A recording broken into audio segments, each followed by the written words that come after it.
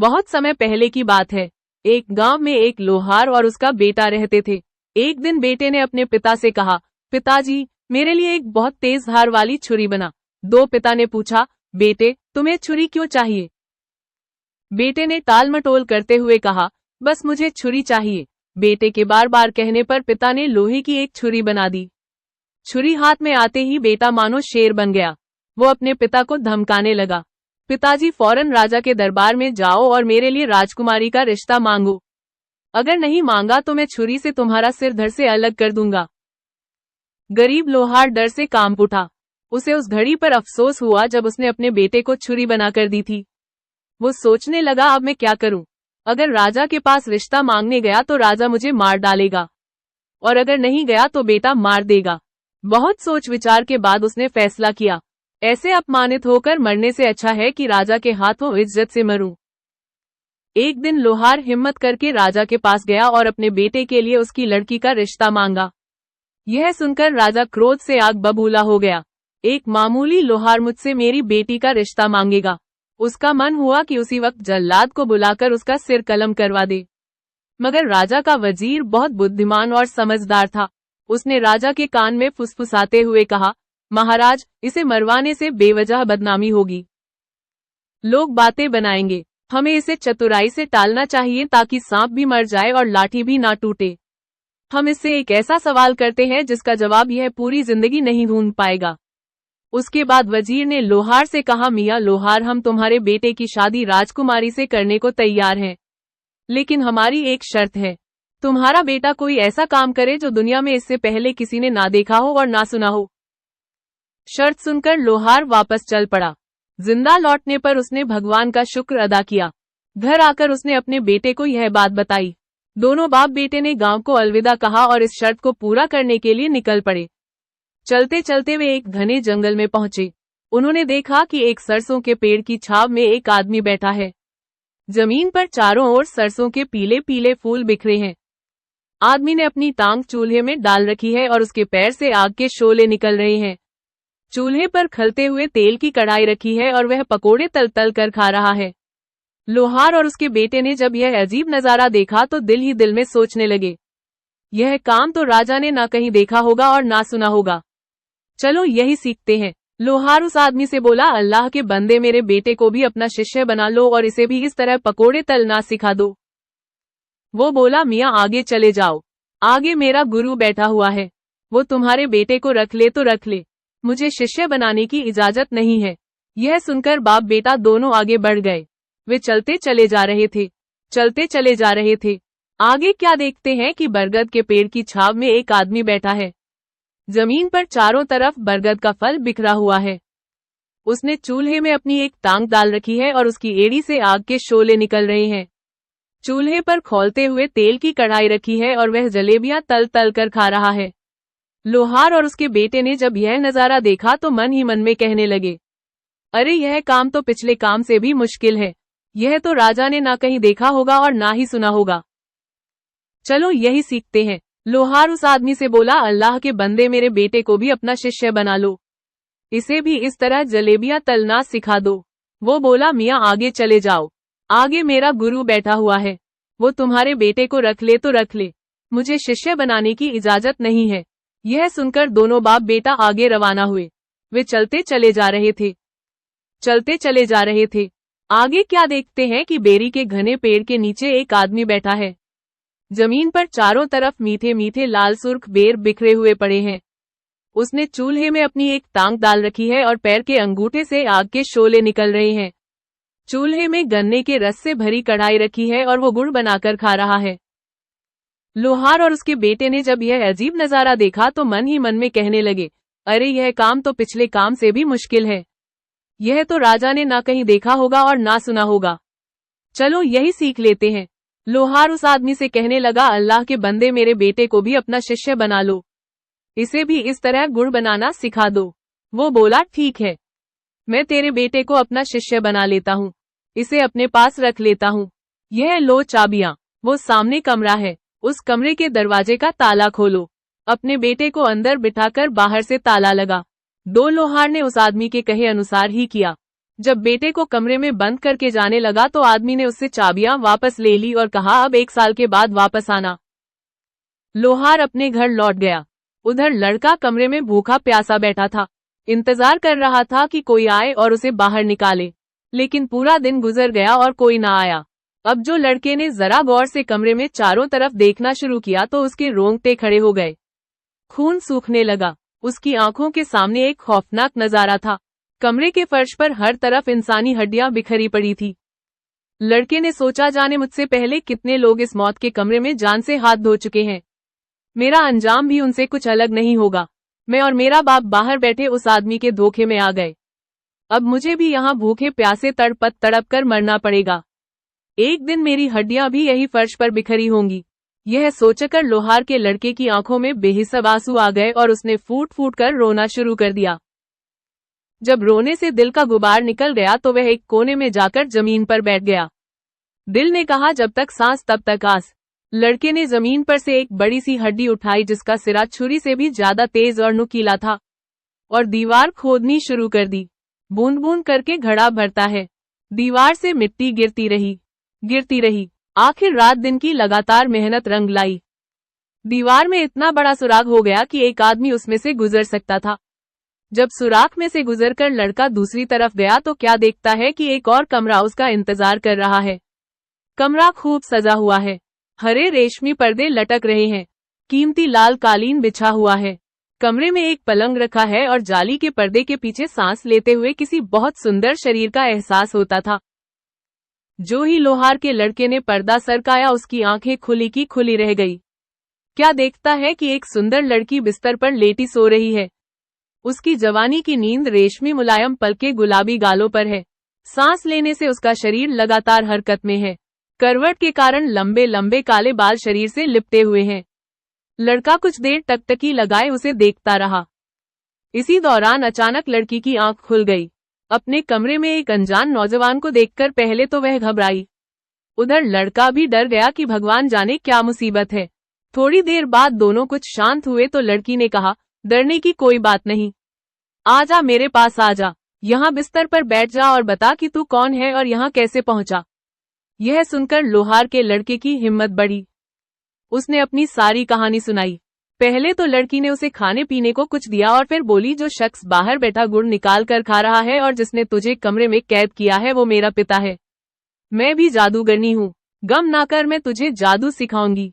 अगर बाप 14 दर्जे पर था तो बेटी 16 दर्जे पर थी। लड़की ने लोहार के लड़के को जादू सिखाना शुरू कर दिया। इसके अलावा उसे किस्म किस्म के स्वादिष्ट फल और तरह तरह के मजेदार खाने खिलाती। अच्छी से अच्छी पोशाक पहनने को दे दी। इसी तरह 1 साल गुजर गया मगर लोहार बेटे का पता करने के लिए ना आया। उसने सोचा लड़का अच्छी तरह से प्रशिक्षण ले ले, पूर्ण जादूगर बन जाए तो ही उसे लेने के लिए जाऊंगा। इस दौरान लड़का उस सुंदर जादूगरनी से जादू सीखता रहा और फिर एक दिन अपने फन में निपुण हो गया। 2 साल के बाद लोहार आया। क्या देखता है कि वह आदमी उसी तरह बेरी के घने पेड़ के नीचे बैठा है। जमीन पर चारों तरफ उसी तरह मीठे मीठे लाल सुर्ख बेर बिखरे पड़े हैं। उस शख्स ने पहले की तरह चूल्हे में अपनी एक टांग डाल रखी है। पैर के अंगूठे से आग निकल रही है। चूल्हे पर वही भरी कढ़ाई रखी है और उसी तरह गुड़ बनाकर खा रहा है। लोहार ने उससे पूछा, अल्लाह के बंदे मेरा बेटा कहाँ है? 2 साल पहले मैं उसे तेरी शागिर्दी में तेरे पास छोड़ गया था। वह शख्स कहने लगा, मैं तो 2 साल से यही बैठा गुड़ बनाकर खा रहा हूँ। ना मुझे फुर्सत मिली और ना मैंने जाकर देखा। तू अपने हाथ से अपने बेटे को सामने वाले कमरे में बंद करके बाहर से ताला लगा गया था। यह ले कुंजिया और अपने हाथ से ताला खोल ले और अपने बेटे से मिल ले। बाप ने सुना तो चेहरे पर हवाएं उड़ने लगी। एक रंग आता एक रंग जाता था। यह सोचकर कि 2 साल बाद अब तो बेटे की हड्डियां ही मिले तो मिले, जिंदा मिलना तो नामुमकिन है। गुड़ खाने के उस शौकीन को दिल में गालियां देता हुआ लोहार भागा कमरे की तरफ गया। ताले में चाबी घुमाई। अंदर बैठी लड़की के कान में जब ताला खुलने की आवाज पड़ी तो लड़के से कहने लगी, अगर मेरा बाप हुआ तो हम दोनों को मार डालेगा और अगर तेरा बाप हुआ तो हम बच जाएंगे। लोहार दरवाजा खोलकर अंदर गया। कमरा खाली था। दीवार के सुराख में से गुजरकर दूसरे कमरे में पहुंचा तो क्या देखता है, सामने पलंग पर एक खूबसूरत लड़की और उसका बेटा बैठे हुए हैं। मारने वाले से बचाने वाला बड़ा है। अपने बेटे को जिंदा सलामत देखकर बाप की जान में जान आई। दौड़कर बेतहाशा बेटे को सीने से लगा लिया और भगवान का लाख लाख शुक्र अदा किया। उसके बाद बेटे ने बाप से लड़की का परिचय कराया। जब लोहार को असल स्थिति का अंदाजा हुआ तो वह काम गया। उसने बेटे को बचाने पर लड़की का शुक्रिया अदा किया। वह सुंदर जादूगरनी कहने लगी, तुम दोनों के बचने की अब केवल एक ही सूरत है, वो यह कि ए लोहार, तू दुहाई देता हुआ रोता पीटता बाहर जा और मेरे बाप से कहे कि हाय हाय मेरा बेटा भूखा प्यासा सिसक कर मर गया। तुमने उसे कमरे से निकाला ही नहीं। अब मुझे इतनी इजाजत तो दे कि उसकी हड्डियां किसी कपड़े में बांध कर ले जाऊं और कब्र में दफन कर दूं। लोहार दुहाई देता हाय हाय करता कमरे से निकला। जिस तरह लड़की ने समझाया था उसी तरह किया। गुड़ बनाता और खाता। जादूगर बोला, हाँ हड्डियां ले जा, मैंने उनका क्या करना है। बूढ़े जादूगर ने हड्डियां ले जाने के लिए एक बड़ी सी सफेद चादर भी दे दी। लोहार दोबारा कमरे में आया। लड़की की बताई हुई तरकीब के मुताबिक बेटे को चादर में छुपा लिया। जब बेटे को चादर में लपेटे कंधे पर उठाए कमरे से बाहर जाने लगा तो लड़की बोली, मेरी एक बात गांड बांध लो, मैंने तेरे बेटे को जो जादू सिखाया है उसकी मदद से कहीं रास्ते ही में कमाई करना शुरू ना कर देना। घर पहुंचकर जो मर्जी हो करना। अगर तूने रास्ते ही में अमीर होना शुरू कर दिया तो मेरे बाप को पता चल जाएगा और फिर वो तुझे और तेरे बेटे को नहीं छोड़ेगा। खूबसूरत जादूगरनी अंदर कमरे में ही रही। लोहार ने उससे कहा भी कि बेटी तू भी इसी तरह छुप छुपाकर हमारे साथ चल, अपने संग दिल जालिम बाप की कैद से रिहाई हासिल कर। लेकिन वह लड़की ना मानी और बोली, इस तरह हम तीनों पकड़े जाएंगे, तुझे और तेरे बेटे को भी आजादी ना मिल सकेगी। यूं भी मेरा मरना जीना अब यही है, यहाँ से भागकर कहाँ जाऊंगी। लोहार बेटे को कपड़े में लपेटे कंधे पर उठाए कमरे से निकला। उसने चाबियों का गुच्छा ही दूर से जादूगर की तरफ फेंका जो अभी तक बैठा गुड़ बनाता जाता था और खाता जाता था। जादूगर ने उसकी जानिब कुछ ध्यान नहीं दिया, चाबियां उठाई और दोबारा अपने काम में मशरूफ हो गया। जब लोहार अपने बेटे को उठाए जंगल में काफी दूर निकल आया तो एक जगह उसने अपने बेटे को कंधे से नीचे उतारा, उसे चादर से बाहर निकाला। फिर दोनों ने मिलकर भगवान का शुक्र अदा किया कि उनकी जान बच गई। अब बाप बेटे ने दोबारा सफर का आगाज किया। चले जा रहे हैं, आखिर जंगल से बाहर निकल आए। अब उनके सामने हरे भरे खेत फैले हुए थे। एक जगह क्या देखते हैं कि रेह चल रहा है, बैल घूम रहा है और कुएं से पानी निकल रहा है। पास ही एक किसान खड़ा है। लोहार का लड़का बाप से कहने लगा, पिताजी मैं तुझे अपना जादू दिखाता हूँ, मैं एक मंत्र पढ़ूंगा और बैल बन जाऊंगा। तू मुझे किसान के हाथ बेच देना, लेकिन याद रखना मेरा रस्सा उतार लेना, वो ना बेचना। इतना कहकर लड़के ने कुछ पढ़ा और उसी वक्त बैल बन गया। दोनों चलते चलते किसान के पास पहुंचे। किसान ने जब इतना जवान और हृष्टपुष्ट बैल देखा तो लोहार से कहने लगा, बाबा जी क्या आपने बैल बेचना है? लोहार बोला, हाँ। किसान ने पूछा, क्या लोगे? लोहार बोला, 500 रुपए। किसान को सोच में डूबे देखकर लोहार कहने लगा, मेरा बैल बहुत अच्छा है, तू इसे अपने रहट के साथ जोड़कर देख ले, अगर दिल संतुष्ट हो जाए तो तब खरीद लेना। किसान ने बैल रहट से जोड़ा। बैल खूब पानी निकालने लगा, उसके पहले वाले बैल से भी ज्यादा। किसान खुश होकर बैल खरीदने पर राजी हो गया। लोहार कहने लगा, लेकिन मैंने बैल के साथ रस्सा नहीं देना। किसान बोला, कोई बात नहीं, तुम अपना रस्सा उतार लो, मैं खुद ही नया रस्सा डाल लूंगा। किसान ने 500 रुपए कीमत अदा कर दी और बैल खरीद लिया। जब लोहार काफी दूर चला गया तो बैल ने अचानक रुख मोड़ा और भाग खड़ा हुआ। सीधा लोहार के पास पहुंचा और वहां जाकर फिर लड़का बन गया। किसान बेचारा डंडा पकड़े हाँफता कांपता दौड़ा दौड़ा पीछे आया और लोहार से पूछने लगा, बाबा तुमने मेरा बैल तो नहीं देखा? लोहार बोला, बैल तो अभी अभी मैं तेरे हवाले करके आया हूँ, अब वो किधर है मुझे क्या पता। बेचारे किसान के वहम और गुमान में भी नहीं आ सकता था कि लोहार के साथ जो लड़का जा रहा है वही असल में उसका भागा हुआ बैल है। किसान हैरान परेशान लौट गया। लोहार और उसके बेटे ने जादूगर की बेटी की नसीहत पर अमल नहीं किया और रास्ते ही में जादू की मदद से कमाई करना शुरू कर दी। अब उन्हें उसका खामियाजा भुगतना पड़ा। बूढ़े जालिम जादूगर को पता चल गया कि लोहार का लड़का जिंदा सलामत है और मेरी कैद से फरार हो चुका है। मेरी अपनी बेटी ने उसे जादू का इल्म सिखा दिया है और एक पूर्ण महान जादूगर बना दिया है। वाकई घर का भेदी लंका है। जालिम जादूगर ने जादू के जोर से एक बूढ़े फकीर का रूप धरा और उनसे पहले ही आगे रास्ते पर आकर बैठ गया। लोहार के लड़के को क्योंकि बड़ी कामयाबी मिली थी, इसलिए उसने फिर दोबारा रूप बदलने के बारे में सोचा। अब कि उसने ऊंट बनने का फैसला किया और बाप से बोला, पिताजी इस दफा तुम मेरे पूरे 000 मांगना, 1 रुपया भी कम ना करना, लेकिन याद रहे मेरे साथ नकेल हरगिज ना देना। इतना कहकर लोहार के लड़के ने मंत्र पढ़ा और फौरन ऊंट बन गया। लोहार ऊंट की नकेल पकड़े चलता चलता जादूगर के पास आ पहुंचा, जो बूढ़े फकीर की शक्ल बनाए उनका इंतजार कर रहा था। फकीर ने लोहार से पूछा, बाबाजी क्या ऊंट बेचना है? फकीर ने लोहार के दिल की बात जान ली थी। लोहार खुश होकर बोला, हाँ बेचना है। फकीर ने पूछा, क्या लोगे? लोहार ने कहा, 1000 रुपए। फकीर ने उसी वक्त जेब से 1000 रुपए निकाले और लोहार के हाथ में थमा दिए और ऊंट खरीद लिया। अब लोहार को याद आया और बोला, मैंने ऊंट के साथ नकेल नहीं देनी। फकीर भी जादूगर था, राजदार था, नकेल के भेद और अहमियत से वाकिफ था और बोला, मैंने तुम्हें मुंह मांगी कीमत अदा की है। मैंने ऊंट नकेल के साथ खरीदा है, इसलिए नकेल तो तुम्हें देनी ही पड़ेगी। गज उनके बीच इतनी बहस, इतनी तू मैं हुई कि राह चलते मुसाफिर रुक गए और इर्द गिर्द के खेतों में काम करते किसान भागे भागे आए। देखते ही देखते भीड़ जमा हो गई। फकीर ने भीड़ से मुखातिब होकर कहा, लोगों भगवान की कसम खाकर कहो, क्या तुमने आज तक कभी यह सुना है कि कोई जानवर बिक जाए और बेचने वाला खरीदने वाले के हवाले जानवर करने से पहले उसके गले से रस्सा उतार ले? देखो देखो, यह शख्स जानवर की पूरी कीमत वसूल करने के बाद एक जरा सी नकेल के लिए मुझसे झगड़ा कर रहा है। फकीर की बात में तर्क था। जब लोगों को पता चला कि यह झगड़ा महज नकेल के लिए हो रहा है तो सबने लोहार को झूठा कहा। इतने लोगों के आगे लोहार की पेश ना गई। उसे ना चाहते हुए भी ऊंट के साथ नकेल भी फकीर के हवाले करनी पड़ी। फकीर जो वास्तव में जादूगर था, ऊंट की नकेल पकड़े खुशी खुशी उछल पड़ा। लड़का जो ऊंट की शक्ल में था अब जादूगर के कब्जे में था, क्योंकि उसकी नकेल जादूगर के हाथ में थी। इसलिए अब यह मुमकिन नहीं रहा था कि वह पहले की तरह खरीदार की नजर से पीछे से भाग आए और दोबारा इंसान बन जाए। लेकिन लड़का भी अब महज लड़का नहीं था। 2 साल तक जादूगर की बेटी की शागिर्दी में रहने के बाद वह महान जादूगर बन चुका था। उसने मंत्र पढ़ा और कबूतर बनकर उड़ गया। जादूगर के हाथ में पकड़ी नकेल का पिछला सिरा फट से नीचे गिरा। उसने मुड़कर देखा तो ऊंट का कहीं नामो निशान भी नहीं था और नकेल जमीन पर सरक रही थी। जादूगर ने भी फौरन मंत्र पढ़ा और बाज बनकर कबूतर के पीछे उड़ने लगा। लेकिन लड़का भी उसे कुछ कम पड़ा हुआ नहीं था।